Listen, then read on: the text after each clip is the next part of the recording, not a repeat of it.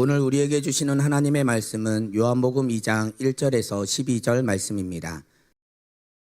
사흘째 되던 날 갈릴리 가나에 혼례가 있어 예수의 어머니도 거기 계시고 예수와 그 제자들도 혼례의 청함을 받았더니 포도주가 떨어진지라. 예수의 어머니가 예수에게 이르되 저들에게 포도주가 없다 하니 예수께서 이르시되 여자여 나와 무슨 상관이 있나이까? 내 때가 아직 이르지 아니하였나이다. 그의 어머니가 하인들에게 이르되 너희에게 무슨 말씀을 하시든지 그대로 하라 하니라.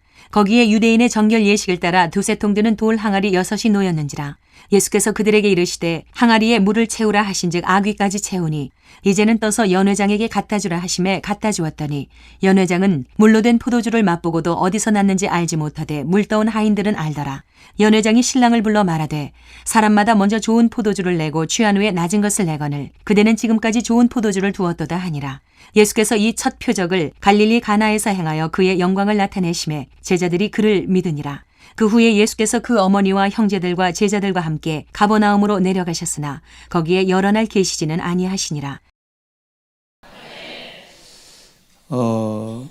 1장은 예수님이 어떤 분인지 사람들의 증언을 통해서 사도 요한, 세례 요한, 그 다음에 예수님의 제자들, 특별히 쭉 상황을 보면서 나다나엘의 고백 또는 베드로의 고백, 안드레의 고백, 뭐 이런 사람들의 고백을 통해서 예수님이 누구인가를 명확하게 이렇게 밝혀놓고 있습니다. 그래서 예수님에 대해서 타인의 의견을 들어서 확인하기를 원한다면 요한복음 1장을 보면 아주 자세하게 그들의 고백들이 기록되어져 있습니다. 2장은 뭐냐면 예수님이 직접 누구인가를 보여주는 역사의 현장입니다. 그러니까 2장부터는 이제 예수님께서 이렇게 표적들 또는 예수님께서 선포하신 말씀들 뭐 이런 것들을 우리가 이제 살펴보면서 예수님이 하나님이시구나, 예수님이 하나님의 아들이시구나 라는 사실을 알 수 있다는 것입니다. 굉장히 중요한 비밀이죠. 우리가 뭐 이걸 잘 아는 사람도 있고 모르는 사람도 있지만 뉴욕타임즈에서 지난 1000년 동안 1000년 동안 가장 뛰어난 지도자가 누구일까 선정하게 됩니다. 뭐 굉장히 뭐 나름대로 회의를 많이 했겠죠. 뭐 이런저런 기준을 가지고 우리가 생각할 때 뛰어난 지도자가 누구라고 생각이 드세요? 그 지도자는 남자가 아닌 여자, 영국의 여왕 엘리자베스 1세로 선정합니다. 와, 그러니까 이건 이제 기준이 어떤 기준인지 조금 더 이제 가보면 좀 알겠는데, 그가 이제 여왕으로 뽑혔을 때 나이가 25세. 많아요, 적어요? 적죠. 근데 이제 주목해야 됩니다.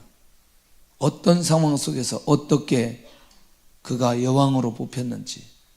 자신의 생모가 단두대에서 처형되는 살벌한 분위기 가운데 뽑혔습니다. 그러니까 사실은 이 엘리자베스 여왕을 뽑을 때는 그 지원하고 뭐 이렇게 좋은 관계에 있는 사람들이 세운 게 아니고 상대적으로 다른 사람들이 뽑은, 그러니까 정적들이 뽑은, 왜? 마음대로 하기 위해서.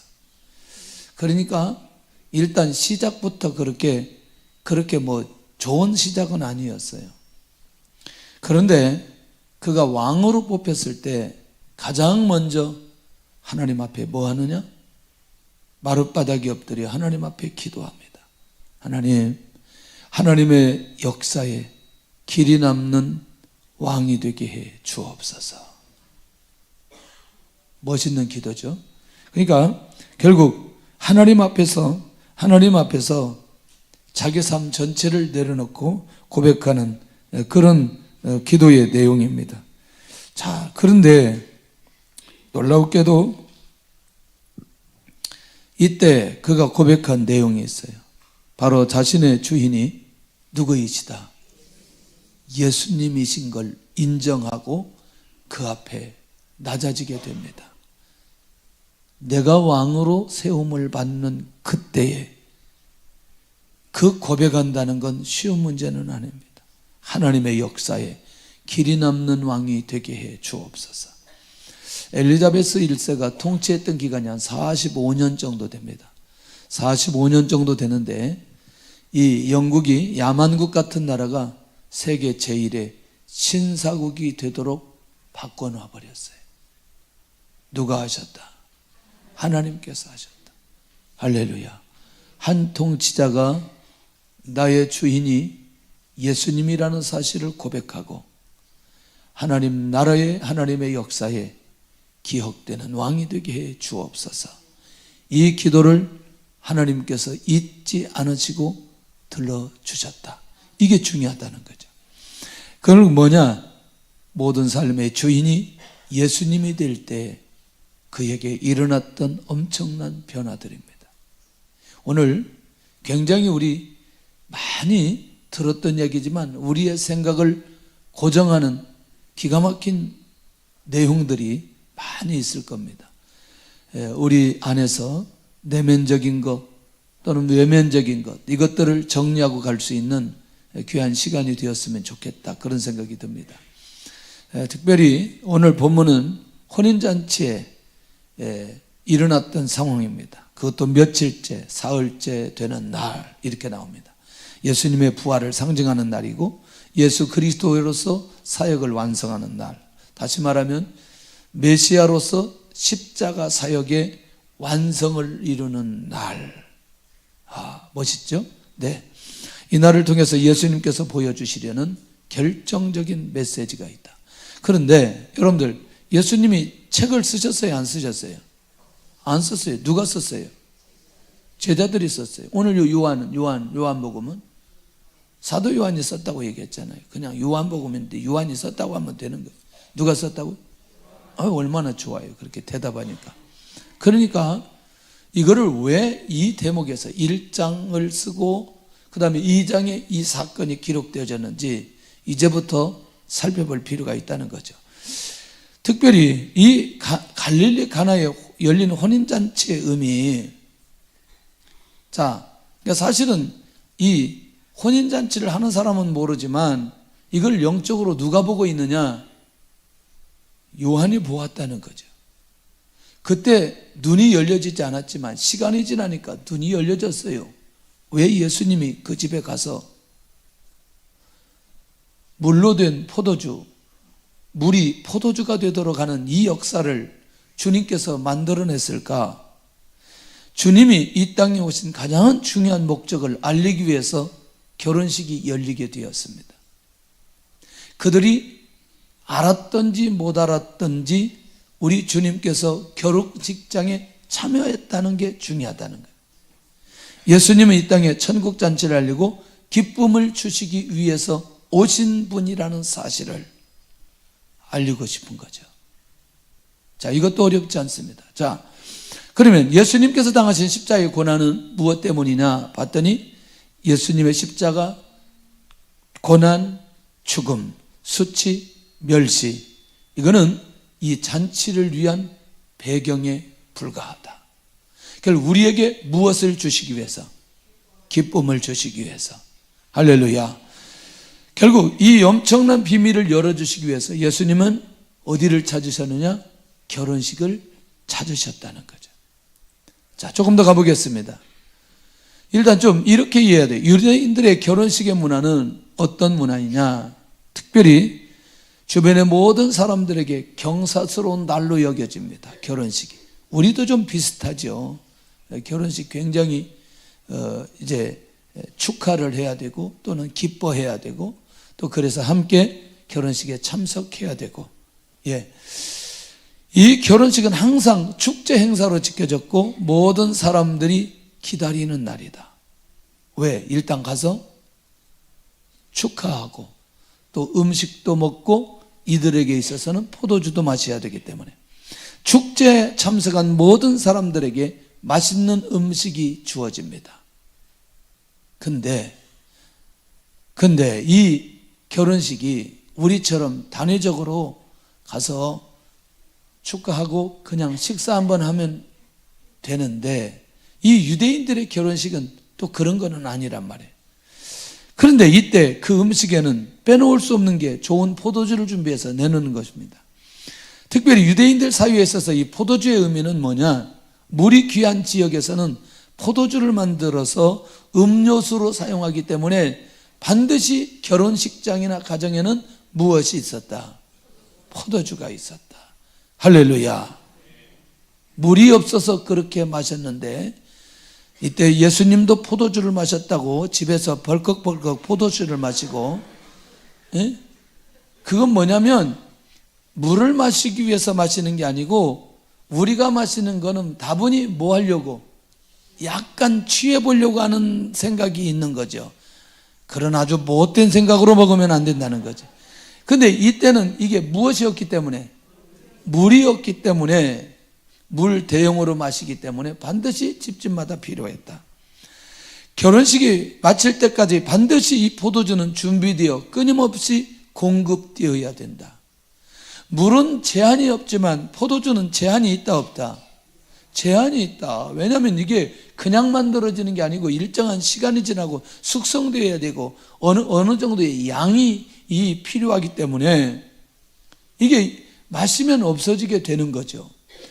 그러면 유대인 결혼식에 포도주가 없다는 건 결혼식을 주최하는 집에서는 손님들에게 커다란 결례를 행하게 되고 수치를 당하게 되어지는, 여러분들 열심히 음식을 먹는데 음식이 떨어져 보세요. 열심히 지금 결혼식이 진행되고 있는데 포도주가 떨어져 보세요. 세상에 유대인 결혼식은 며칠씩 진행되느냐? 7일이나 진행돼요. 7일이나. 와, 할렐루야. 와. 그러니까 떨어질 만도 하죠. 왜냐하면 하루도 아니고 일주일 동안 이 결혼식을 하고 그 다음에 음식을 먹는다고 생각해 보세요. 양이 얼마나 되어야 되는지. 저는 진짜 아까도 그런 일부 때 그런 얘기 했는데, 그 식당 하시는 분들이 특별히 제주도에서 이렇게 관광객들을 봤는데 그 분들이 그 팀이 온다면 물어본대요. 대상이 누구냐고. 그러면 중학생들이 온다면 안 받는데요. 응? 고등학생들은 많이 안 먹는데 중학생들이 엄청나게 먹는데. 그래서 나는 이게 잘 몰라가지고 우리 가브리엘을 갔을 때 거기를 갔어요.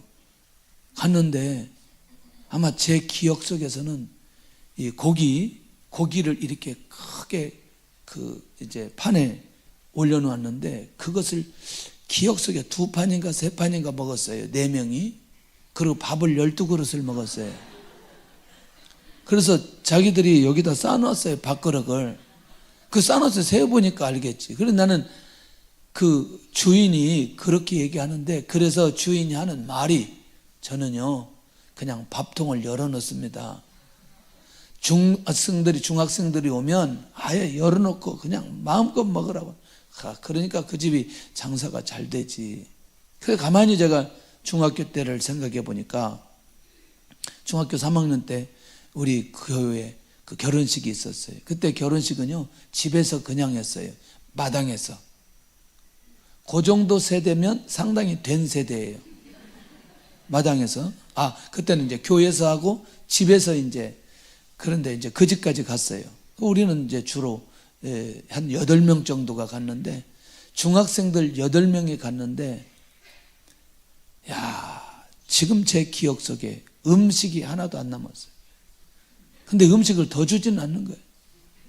더 줘야 될 거 아니에요, 지금. 그러니까 안 주니까 그걸 전체 다 먹는데, 나는 8명, 지금도 얼굴도 기억도 안 나지만 엄청나게 먹은 것 같아요. 여러분들, 어느 가정이건 어느 세대건 어느 나라건 또 결혼식이 진행되는데 무엇이 떨어진다는 건 굉장히 안타깝고 어려운 상황입니다. 포도주가 떨어졌다는 것은 잔치가 중단될 위기에 처했던 상황. 결국 뭐냐? 이건 결혼식의 즐거움이 사라지고 그 사람들은 떠날 것이라는 위기감에 있는 상황까지 가버리게 된다는 거예요. 자, 이 포도주는 결국 무엇을 말씀하느냐? 일단 우리가 이걸 상징적으로 생각해보고 넘어가야 될 필요가 있습니다. 이 포도주는 주님의 보혈이고 이것은 모든 죄를 사하실 예수님의 피입니다. 그런데 사람들이, 결혼식에 있는 사람들이 이걸 알고 있다, 모르고 있다? 모르고 있다. 네. 어떤 상황 속에서든지 이 비밀을, 이제 예수님이 성만찬 진행하면서 예수님의 제자들에게 이 비밀을 알려주시거든요. 이제 그때 가서 우리가 좀 더 보도록 하고, 결국 잔치의 목적인 이 기쁨을 누리게 하는 것인데 이 피는 절대적이라는 거예요. 그럼 이렇게 보면 어떨까요? 이 잔치의 주인공이 누구예요? 어허이. 이 잔치의 주인공이 누구예요? 신랑 신부예요. 그런데 진짜 이 잔치의 주인공은 누구여야 돼요? 예수님이어야 돼요. 할렐루야. 진짜 우리 그랬어요? 안 그러잖아요. 어느 날 제가 깨달았습니다. 뭘 깨달았느냐? 내가 주례할 때는 절대로 윤리적이고 도덕적인 얘기를 하지 않아야 된다. 나는 않겠다. 왜? 남편은 아내를 사랑하고 아내는 남편을 복종하고 사랑하고, 이거는 사랑하기 때문에 결혼하는 거 아니에요? 대답을 해요. 아니, 사랑하지 않는 사람하고 결혼하는 일은 없잖아요. 그러니까 기본적으로 신랑 신부가 결혼식을 하는 건 무엇이 전제되는 거예요? 사랑하는 게 전제되는 거예요. 지금도 사랑하지만 앞으로도 사랑할 걸 전제하고 결혼식 하는 거잖아요.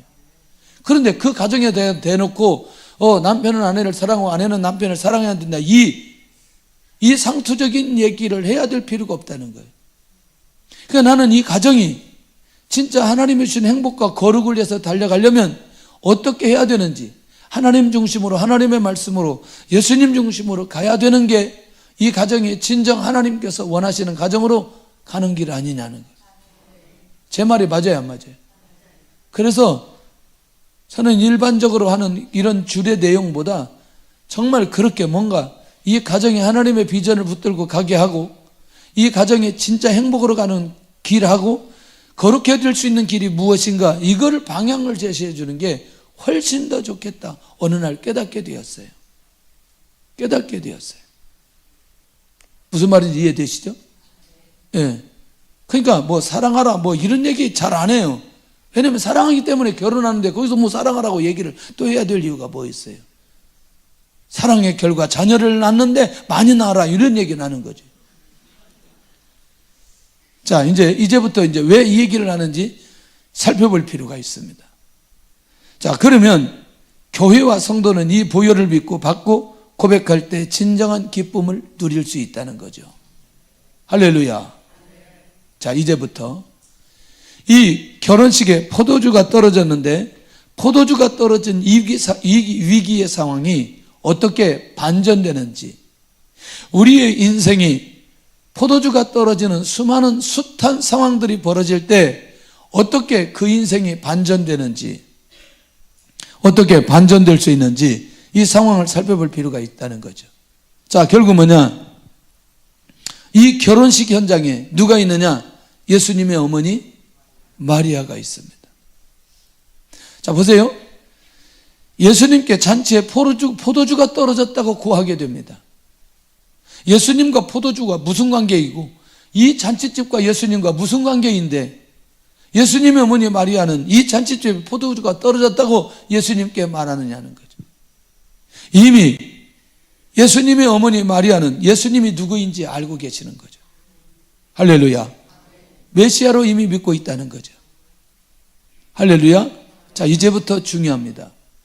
이 집안에 포도주가 떨어지지 않았으면 모두 다 누구든지 마리아부터 시작해서 모든 하인들, 모든 사람들의 시선이 예수님께로 향하지 않는다는 거예요. 이 집에 무엇이 떨어지고 나니, 포도주가 떨어지고 나니 그때부터 모든 사람들의 시선이 누구에게?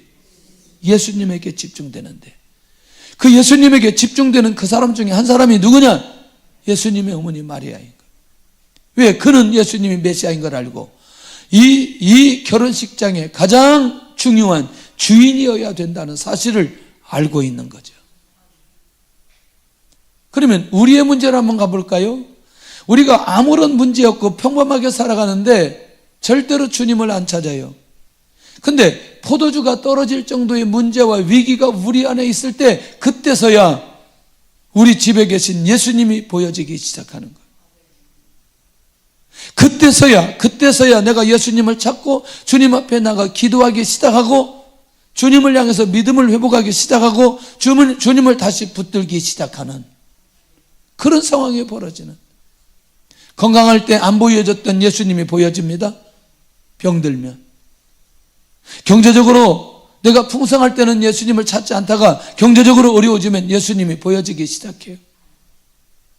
자녀들이 순종하고 자기의 길을 잘 갈 때는 예수님을 찾지 않다가 자녀들이 뜻대로 깨어있지 못하고 제대로 가지 않으면 그때 자녀들 문제 때문에 주님을 찾게 되어지는.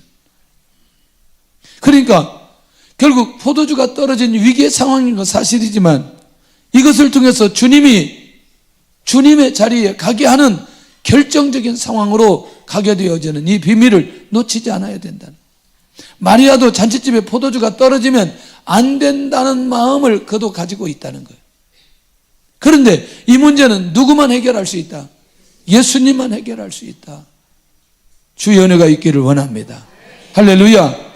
그 반전의 현장에는 반드시 믿음의 사람이 가장 중요하다는 거예요. 예수님만이 이 떨어진 포도주를 해결할 수 있다는 그 확신. 이 결혼식에 절대적인 기쁨을 줄 수 있는 분은 딱 한 분밖에 안 계신다. 누구? 예수님. 그것을 알고 있는 사람 누구? 마리아. 가정에서 한 사람만 깨어 있어도 그 가정이 주님 중심의 가정으로 인도받아 갈 수 있습니다. 할렐루야. 교회가 예수님을 놓쳐버렸을 때 한 사람을 통해서 예수님이 교회의 주인이요, 교회의 머리요, 교회의 그리스도의 몸은 교회라는 사실을 우리가 알게 되어지는 이 비밀의 현장, 이게 얼마나 중요한지, 이걸 누구든지 알게 하는 사람이 내 주변에 있다. 그 가정은 복된 가정이고 그 공동체는 복된 공동체이고, 할렐루야. 그러니 이 마리아의 역할이 얼마나 중요한지 모른다는 거예요. 그러니 우리는 크고 작은 문제가 생기고 포도주가 떨어지는 위기가 생길 때마다 이것은 주님 앞에 나갈 수 있는 결정적인 기회라고 말할 수 있는 게 얼마나 귀한 일이냐는. 할렐루야. 결국 그 반전은 반드시 예수님을 통해서 이루도록 하게 하시는데, 바로 결혼식이 신랑 신부 중심에서 예수님 중심으로 이동하게 되어지는 결정적 상황이라는 걸 아까도 또 얘기합니다. 그런데 이동하게 되어지는데 한 가지 이동하게 되어지는 비결은 무엇 때문이다? 포도주가 떨어지는 것 때문이다. 이것을 우리는 이 시대에 내가 가지고 있는 문제, 고난, 아픔, 환난이라고 얘기한다는 거예요. 오히려 그것이 모든 중심이 주님께로 이동하는 것이라고 생각한다면 그것은 그 가정에 있어서 그 사람에게 있어서 복이라는 거예요.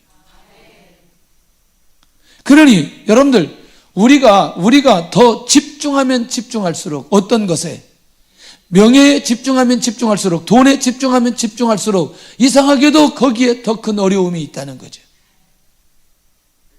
자녀에게 집중하면 집중할수록 더 거기에 어려움이 있다는 거죠. 왜? 우리의 주인이 주님이어야 되는데 때에 따라서는 명예가 될 수도 있고 때에 따라서는 돈이 될 수도 있고 때에 따라서는 자녀가 될 수 있으니 그것을 중심 이동하도록 주님께서 우리에게 기회를 주셨다고 생각한다면 한 번에 다 풀려진다는 거죠. 주의 은혜가 있기를 원합니다. 예. 그러니까 이 원리가 무슨 원리인지, 지금 우리의 삶 속에 일어나는 크고 작은 모든 문제들이 지금 나의 중심과 삶, 생각 전체를 예수님에게로 이동하게 하시는 결정적인 계기를 우리에게 허락해 주셨다. 그러니까 어떤 사람들이, 예수님 안 믿는 사람들이 어떤 사건이 생길 때 예수님을 믿어야 되는 궁극적인 이유가 바로 여기에 있다는 거죠. 내 힘으로 되지 않으니, 이 위기와 상황을 돌파하려면 인간적 힘으로 이것이 해결될 수 없다고 생각하니 예수님 믿고 구원받아 그 문제가 해결되기 위해서 그 문제를 주었는데 시간이 지나고 나서 보니까 자연스럽게 그 문제가 해결이 되어져 있어요. 해결이 되어져 있어요. 이게 얼마나 중요한지 몰라요. 그냥 중요한 게 아니라 너무너무 중요하다. 할렐루야. 그러니까 이제는 우리는 영적인 감각이 있어야 돼요. 아, 포도주가 떨어졌어. 내 삶 속에 이러이러한 문제들이 끊임없이 나에게 다가왔어. 아, 내가 주님에게서 너무나 멀리 갔구나. 다시 주님에게로 돌아와야 되지. 내가 주님 찾아야지. 주님 나의 주인이지. 주님이 나의 주인이 되어야 내 인생 전체가 행복과 거룩으로 갈 수 있는데, 내가 주님 놓침으로 나에게 이런 위기가 왔구나 고백할 수 있는다는 게 얼마나 감사한지. 결혼식이라는 단순한 기쁨은 음식과 포도주인데 그것이 없어져 버렸어요. 그런데 마리아의 요구에 주님은 나와 무슨 상관이 있나이까 이렇게 대답하는 거죠.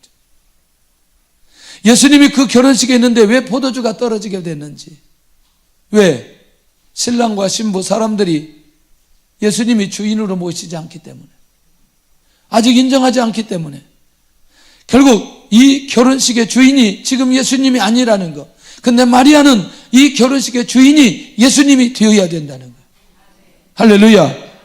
그렇지만 예수님이 이 물로 된 포도주, 결국 이 사건 때문에 주님이 그 결혼식의 주인으로 들어가게 되어지는 결정적인 상황으로 이어질 수 있는 이 상황. 예수를 믿는 성도의 삶에 왜 수없는 문제들이 일어나게 되는가? 율법적으로, 윤리적으로, 도덕적으로 정리하지 않기를 바랍니다. 그렇게 정리하면 끝이 없습니다. 주님이 한가운데 중심으로 오도록 하기 위한 하나님의 계획이구나. 그렇게 판단하고 분별하고 생각하면 이 상황은 한꺼번에 해결받을 수 있습니다. 주님을 통해서 주의 역사로 오늘 그 떨어진 위기, 포도주가 떨어진 위기, 내가 문제라고 생각하는 그 위기 속에서 반전의 역사가 일어나게 될 줄로 믿습니다. 그러니 이 원리만 제대로 이해한다면 나는 정말 주님 놓치고 너무나 많이 살았구나. 내가 너무나 방황했구나. 교회를 다니면서도 내가 나를 위해서 다녔고 나의 목적을 위해서 다녔고, 그러나 주님이 나의 삶의 목적이 된다면, 그분이 나의 주인이 된다면 포도주가 떨어져야 될 이유도 없다는 것이죠. 할렐루야. 예수님이 자신의 주인이 되지 않고 다른 것이 주인이 되기 때문에 결국 이런 상황이 벌어졌다는 것을 생각해 보면, 결국 예수님이 결혼식의 주인이 되도록 하는 결정적 과정은 결혼식이 시작되고 음식을 나누고 포도주를 나누는 축제의 장, 가장 중요한 포도주가 떨어짐으로 주님에게 집중하게 되어지는, 결국 뭐냐, 축제가 문제로 다시 축제로 이어지려면 반드시 그리스도가 그 안에 있어야 된다. 그걸 지속하려면. 제가 이걸 우리의 용어로 평범한 은혜라고 얘기합니다. 평범한 은혜. 평범한 은혜가 지속되려면, 여러분들 결혼식 집에 음식 있고 포도주가 있는 건 평범한 거예요, 특별한 거예요? 평범한 거죠. 근데 그 평범한 게 끊겼어요. 무엇이 없어서? 포도주가 없어서. 아니, 우리가 보편적으로 평범하게 건강하게 살아가는 게 평범한 거예요, 특별한 거예요? 평범한 거죠.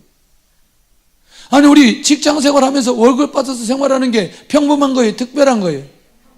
평범한 거라니까, 평범한 거. 그런데 우리가 평범한 생활이 되지 않을 때 빨리 우리를 돌아봐야 될 필요가 있다는 거예요, 이게. 에? 이게 끊겼다는 거죠. 이게 끊겼다는 거죠. 끊어졌다는 거죠. 이게 위기가 되었다는 거죠. 주님을 붙들 수 있는 기회입니다. 그리스도가, 우리 주님이 그 결혼식에서 또 우리의 삶의 현장 속에 우리 안에 한가운데 계실 때에 결국 엄청난 반전의 역사가 일어나게 될 줄로 믿습니다. 할렐루야. 자, 그러면 이제부터 중요합니다. 물이 포도주로 바뀌게 되어지는 결정적 상황이 뭐냐? 예수님의 어머니 마리아가 하인들에게 명령합니다. 무슨 말씀을 하시든지 어떻게 하라? 그대로 하라, 그대로 하라. 그대로 하라. 한 사람만 얘기합니다. 결혼식의 주인이 예수님이라는 사실을 확실하게 밝혀주는데, 그렇게 되도록 하기 위해서는 중요한 건 뭐냐면, 자, 이 결혼식 집에 이 포도주가 떨어지는 문제는 예수님이 해결하십니다. 우리 주님이 해결하십니다. 라고 하는 건 이론이에요. 그걸 내가 믿음으로 가지고 있는 거죠. 그런데 그 믿음이 결과로 나타나려면 하인의 순종함이 있어야 된다는 거예요. 내가 이론적으로 예수님이 나의 주인이 되어야 내가 가지고 있는 상황 속에 반전이 된다. 이론이라니까 이게. 그건 내가 믿음을 가진다니까요. 그런데 그것이 결과로 나타나려면 우리의 움직임이 필요하다는 거예요. 움직임이. 결과가 나타나려면, 그러면 그 결과가 나타나려면 하인들이 주님의 말씀에 순종해야 된다는 거예요. 결혼식에서 오직 중요한 포도주 문제는 주님만 통해서 해결할 수 있다는 믿음을 가질 때에야 결국에는 무슨 말씀을 하시든지 그대로 하라, 그렇게 말할 수 있고 그렇게 순종할 수 있다는 거예요. 이야, 예수님의 어머니 믿음 대단하지 않아요? 네, 대단하지 않아요?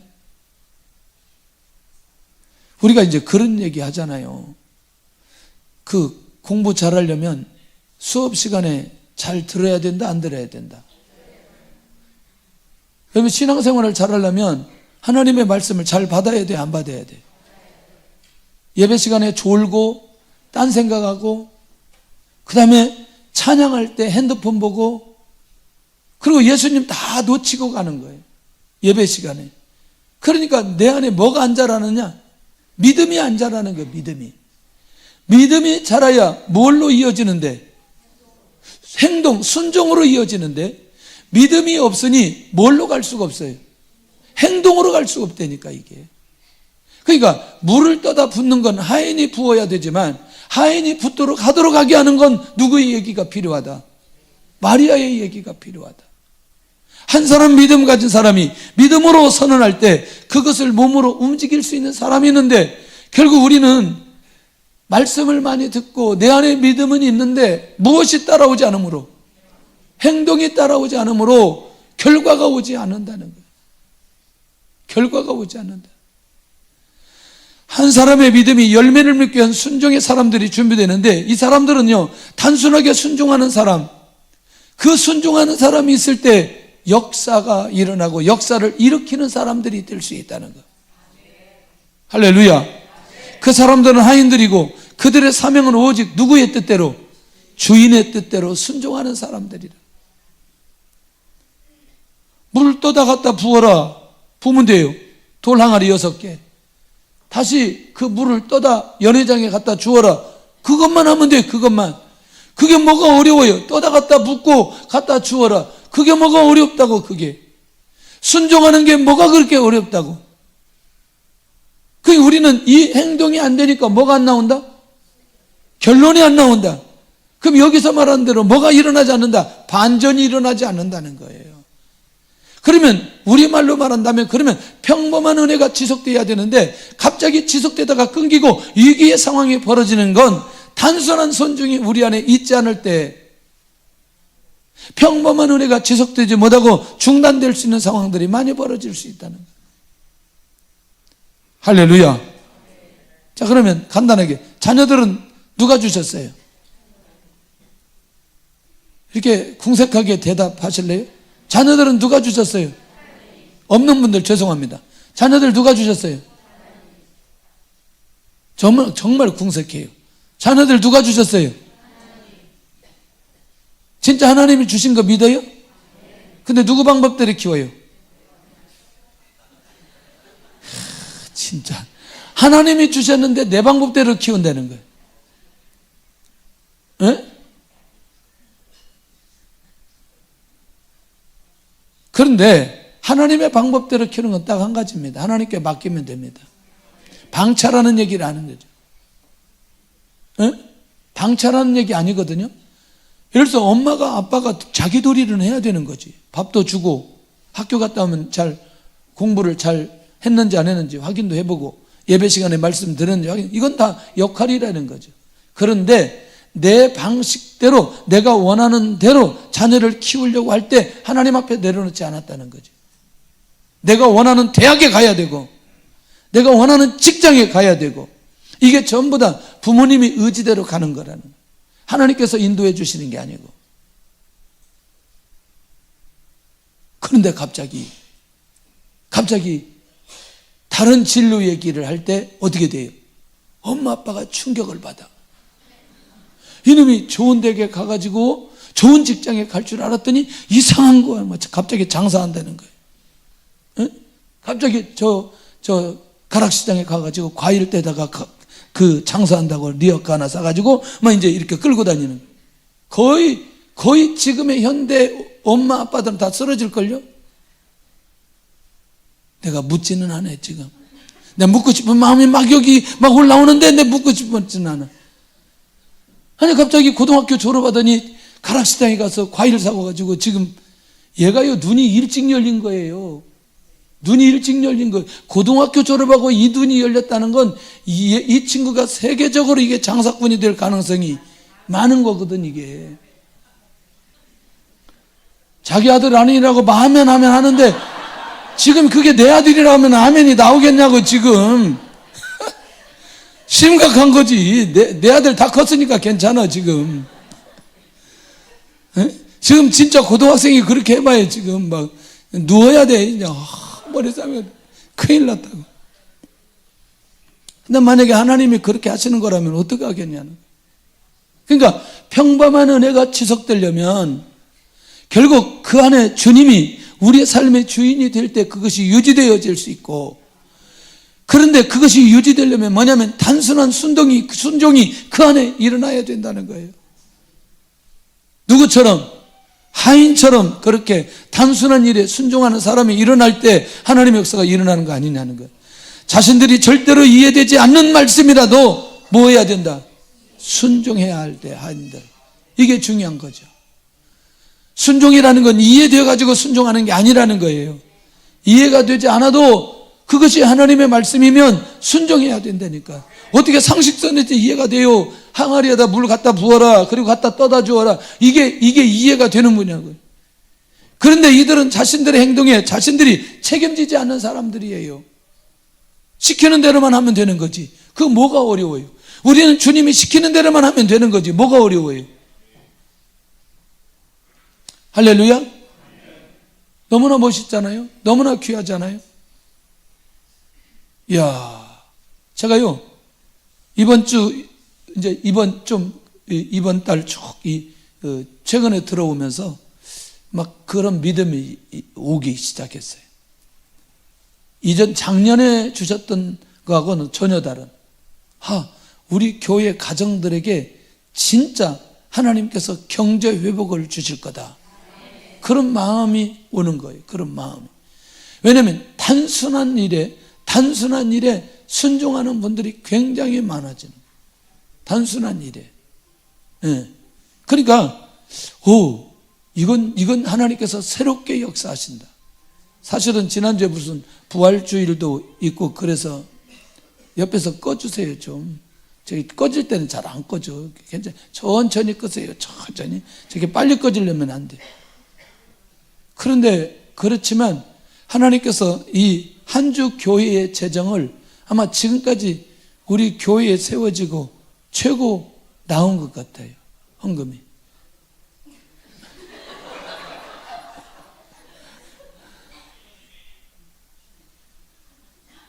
천천히 끄세요. 천천히. 그러니까 드디어 이제 제대로 하나님의 뜻 안에 깨어 있고 성경적 재정관을 가지고 있는 사람들이 많아지고 있구나. 근데 여러분들이요, 한 번에 하나님께서 한꺼번에 왕창 주시지 않거든요.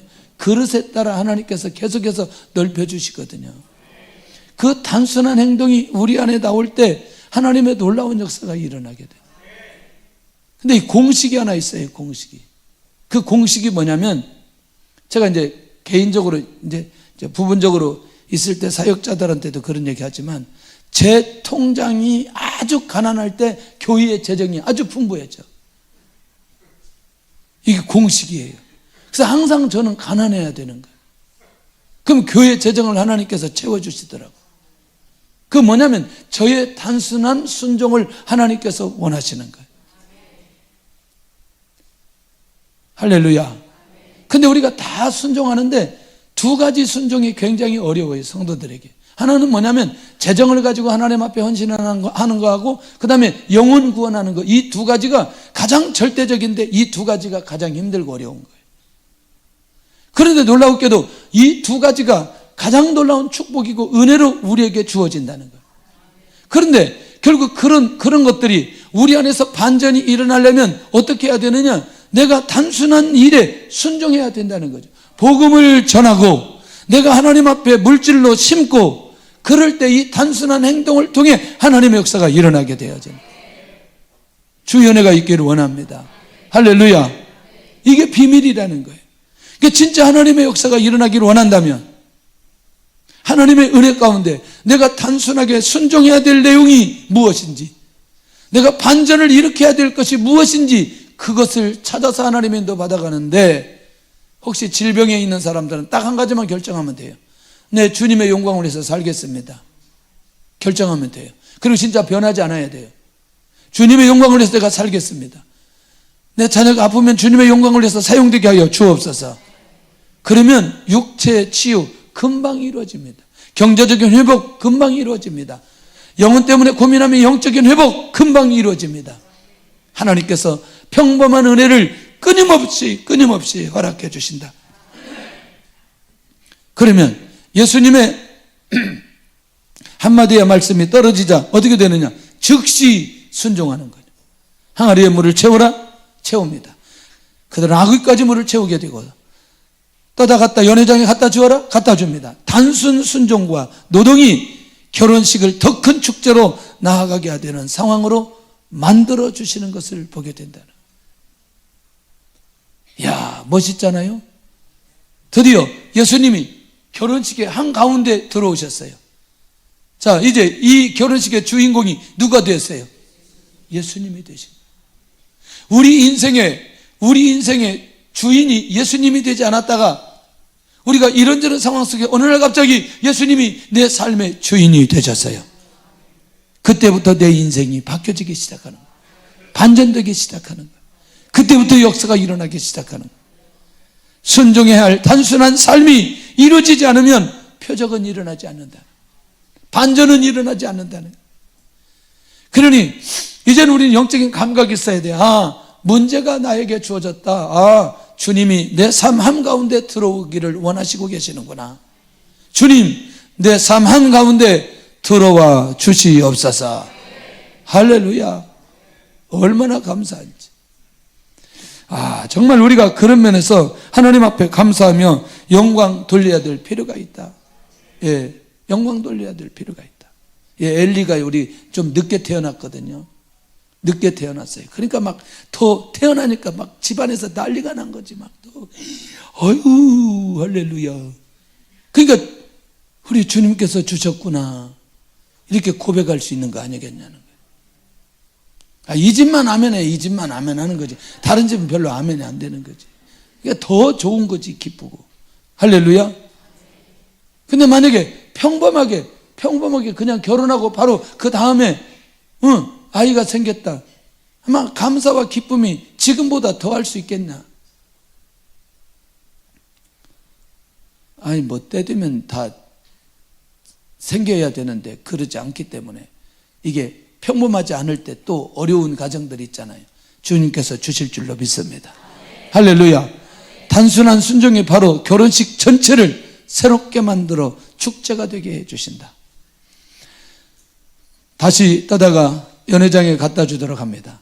자, 순종하기에는 너무 어려운 상황들, 아무런 변화가 없는 물, 자신들이 떠다 부은 물, 주님이 손대고 안수기도도 안 했는데 그냥 갖다 주어야 되는 거죠. 연회장에 일어난 놀라운 변화를 보고 지금까지 좋은 포도주를 두었도다. 사람들이 반응이 일어나기 시작합니다.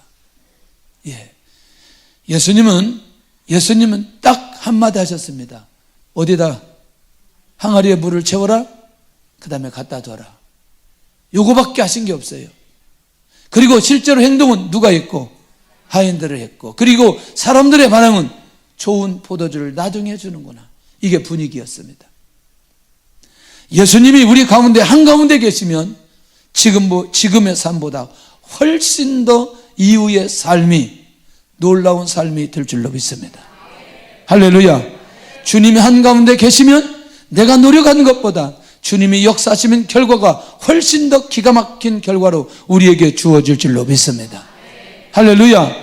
우리가 맺은 열매보다 더 놀라운 열매가 맺혀지게 될 줄로 믿습니다. 우리가 하는 사업보다 주님이 하는 사업은 더욱더 확실하게 완성합니다. 완전합니다. 이걸 놓치지 않아야 된다는 거죠.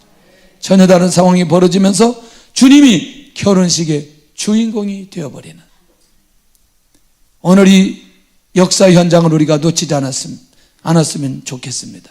그런데 이제 여기 딱 11절에 한 절이 기록된 거죠. 이 상황만 계속 사도 요한이 기록하다가 11절에 시작. 예수께서 이 첫 표적을 갈릴리 가나에서 행하여 그의 영광을 나타내심에 제자들이 누구를? 예수님을 믿으니라. 그러니까 이미 제자들이 예수님을 중심에 가운데 두기 시작합니다. 이 사건을 통해서 혹시라도 오늘 예배를 드리면서 내 안에 내 삶의 주인이 다른 것이 되었다면 다시 주님으로 모시기를 바랍니다. 모든 삶의 주인이 예수님이 될 때 기쁨을 회복하게 되고, 모든 사건과 상황에서 예수님이 주인이 되신다면 기쁨이 회복될 것이라는 거죠. 조금 더 걱정하지 않기를 바랍니다. 의심하지 않기를 바랍니다. 염려하지 않기를 원합니다. 그런 면에서 모든 삶에서 문제 해결이 오직 주님께만 있음을 알게 하여 주옵소서. 알았는가? 믿고 있는가? 오직 모든 삶의 주인이 예수님 뿐이심을 믿고 누리고 있는가? 나도 하인들처럼 즉시 순종함으로 예수님을 통한 표적을 보기를 원하는가? 이런 역사가 일어나기를 예수님의 이름으로 축원합니다.